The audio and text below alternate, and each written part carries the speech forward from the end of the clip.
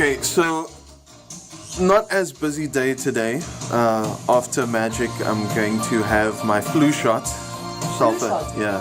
Doesn't that make you weaker? Hey, listen, man. I get vitality points. You know. Oh, it's about that life. I see. Good morning. Hi, I'm Khanya. He's so rude. I know. I was first going to do an intro and then intro you, Khanya. Okay. All right, you know, but now you jumped the gun. Okay. Where was I before I was so rudely interrupted? Flu shot. Okay, yeah. Then Ackerman's this afternoon, and it's a holy night tonight in the Islamic calendar, so I'm going to be at mosque tonight. Oh, Khanya, I didn't see you there. How's it going? You not see me because I'm black? Listen. Is that why you didn't see me because I'm black? Hey, why must you always play the race card? Khanya does the news on Magic Breakfast. Khanya, you were at the Radio Awards this past weekend. Yes, I was. And how was that? Interesting. Did you meet a lot of great people in the industry? Yes. My all-time crush. Look, I had to pray about it because he's basically my grandfather. Okay. But I met Trey Shabalala. I was struck. And I had to be like, please, I apologize for having a crush on my grandfather. But he's like, whoa. He's that dude. He's that dude. He's that guy. Yeah. You know? Part of the reasons actually why I wanted to get into radio, besides eating. Come on now. You didn't even meet me when you got into radio, Khanya. Trying to buy face here for the Daily Diary. Hi, Daily Diary. Can I feature more often? Because I work with you daily. This is the first time I'm hearing of it, so how has it been going? Well, I still need to post it online, so I've been recording now like a week's worth of footage. So and this is the first time I'm on it. You on it? Just like you didn't know you were on it. So it's not the first time. It's not the first time that you're going to be featured. All right. Well, we'll be back again same time tomorrow? No, not the same time. I don't want to do the same thing every day. Or are you trying to tell me it won't be me on the video? You might feature in tomorrow's episode, you might not. It's like a soapie, you know what I'm saying? I'm the lead. You supporting. Yeah, but I'm not supporting if I'm never there. Like, I must know. Today, Khanya, you're just walking away. Yeah. Khanya, you're walking towards me. Yeah. Today, Khanya, you get to speak. Yeah, today you're going to be assassinated, but it was actually a twin, and then you're coming back from the dead, you know, as your twin. It's a true soapie. But it's you. You know, and then you fall in love with your brother. That's not your brother. Oh. Yeah. That you thought was your brother. Oh. But it's actually your cousin. Your third cousin 12 times removed. And that's our token guy. That's our guy. WWE. Yeah. Totally. That's our guy. Can you see him? Yeah, there he is. There it is. He knows he's the only one that actually works. He's an extra, a non-paid extra. So he doesn't say anything. They call that a featured extra. Yeah, so he doesn't actually say anything. He's just he's like that guy in the restaurant that you see ordering a coffee, but there's no coffee in the mug. You know what I'm saying? And he has to speak to himself. He can't actually make sound. Yeah. You have to. Hey, you're making a noise. Laugh quietly. The anchor of Magic Breakfast, the breakfast show presenter, Guy McDonald, you were at the Liberty Radio Awards this past weekend, and this was your how manyth nomination? This was 6 out of the 7 years that the award's been going. Been nominated for 6 years, and it would have been the 4th award. I've been lucky enough to win 3 previously. And the 3 that you won previously, was it for, I know the first one was daytime show? First 2 were daytime show, and the third one was breakfast show. Breakfast, and now you were up for breakfast presenter. Presenter, yeah. Now, 6 out of 7, and whenever you have submitted, you were in the top 5, you've been nominated. What do you attribute that to? Because you must be doing something right within your show, within your presentation to be nominated. What do you think that factor is? I don't know. It's difficult to say. They do give you guidelines. They give you different pointers of what the judges are going to be looking for. So when you prep your demo, because you submit a demo, you've got to kind of prep it according to what they're going to be looking for. So you've got to go back and find that content, look for that content and put it into the demo. And it really comes down to audience engagement, entertainment value, and education as well. And sometimes that's quite difficult with a show like ours, because we don't always do a lot of education. You know, we like to have a good laugh. We like to talk a lot of nonsense. And then, you know, so you've got to, I don't know. I don't know what the secret is. It's possibly just about the genuineness of what we do. And hopefully that's what the judges have cottoned on to in the past. Yeah.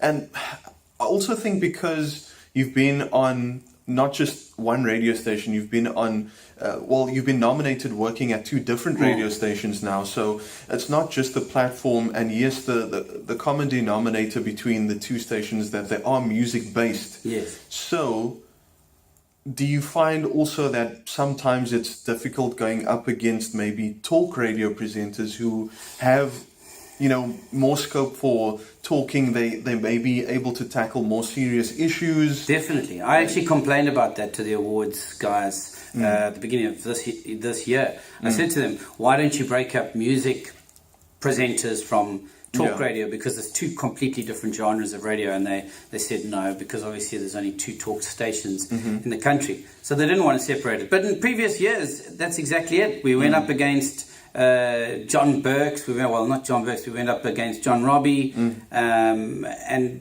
there's been some huge talent that we've gone up against. And in the times that we won, I actually felt sorry for them, because I'm like, well, I do a music show and I'm beating a phenomenal talk breakfast show.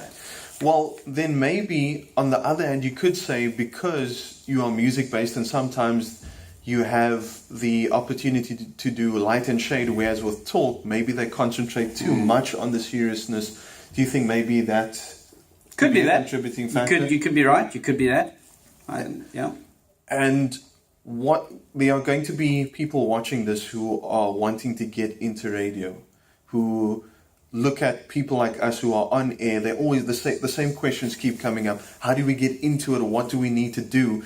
But now, like myself, I've been giving workshops and things like that. There haven't been institutions previously that concentrated on radio presenting and broadcasting and all of that. What advice would you give to those watching this right now, saying, I want to be where Guy McDonald is, I want to be where E.B. Inglisman is, I want to be where whoever is that's on air right now? What is, from me sitting at home doing nothing, or me studying maybe at college, varsity, high school, what is the next step for me to try and get into this field? It's a very long answer, which I'll try and keep as short as possible, because obviously when we started in radio, as you quite rightly said, there were no classes, there were no courses you could do. So I studied radio by looking at who on air was good, who did I respect, who did other people respect. Listen to those people. And you've got to listen to radio from the perspective of learning, not just, oh, I'm enjoying this, it's great fun. Listen technically. How do they mix? How do they address topics? How do they get into links? Get familiar with the technology. Get familiar with the wording, the terminology of radio. You can study radio at home by listening to the radio every single day. Then you've got to look at yourself and you've got to say, okay, this is something I really want. And I feel that the people that do the best on air are sometimes those who are in touch with their most genuine self. You get a lot of people that are highly successful that play a big act. So, you know, that's also an option. You just don't know where radio is going to be by the time you get there. You know, when we started out, you had to be flamboyant, you had to be crazy, you had the Mark Gilmans, the Shock Jocks, Nigel Pearce. You had DJs like that were highly successful, but they were shocking. And then radio moved, and someone like me got a job on breakfast, and I'm not a shock jock. I don't want to be aggressive to people and revving people up. I want to make people laugh. I want to connect with people, make them feel good. So you've got to think about yourself. What is your essential core? What do you And who are you? And that's be exactly that. That's exactly what I cover in module 1 of my workshop is knowledge of self. Exactly. And that's what you need to consider. Then the next step is obviously... Sorry. I was going to say, then the next thing is to always be open to learning. Don't think that because you got a gig, you now know everything about radio. Yeah. You can be doing the breakfast show on a national station and you still need to be aware of learning. You need to be listening to other shows, international stations, taking tips from there. What are they doing right? What are they doing better than you are? And look at yourself and keep reviving what you do. Don't ever sit back and think, I got this. I got the gig. Why should I worry? Yeah. Well, you just answered my next question, because that is what I wanted to ask you about. How do you, prevent yourself from heading down that road of complacency, and how do you keep things fresh, especially now you being in radio for what? How long has it been, man? Since 2001. Where are we? 2017, 16 years. 16 years. 16 years. And to I should be up for a Lifetime Achievement Award. That's what I think. Hall of Famer. That's what But I think that's great advice. To after 16 years, some people are in it for much longer, 20, 30. Well, that's the other thing. Is that keep it fresh. Also now, you're not going to be in radio for a long time. There were DJs back in the day that were there for 20 years. I don't think we've got a lifespan of 20 years. I think we've got a much shorter lifespan because radio stations, again, have moved towards younger presenters. And sadly, that's another point I wanted to make. It doesn't matter how young you are. Be educated, be intelligent. Think before you speak. Because there are a lot of young presenters that have got great shows that are so boring to listen to because they haven't actually constructed what they were going to address on air. Or they try and be shock jock. So choose one. Are you going to be a shock jock? Are you going to be intelligent? Are you going to be funny? Choose the genre and go with that. But then specialize in it. Make sure that you're good at it. And then you get into the scope of being nominated for awards and winning awards. And past weekend, got nominated, didn't win. Had to come back home with a bitter pill in the mouth and reevaluate and go, okay, all right, my career is not based on awards. I have to reevaluate myself, reassess, and literally pick up the bags and keep going. You don't give up just because you didn't win an award. Guy, you've provided whoever's watching this with such great value, such great content.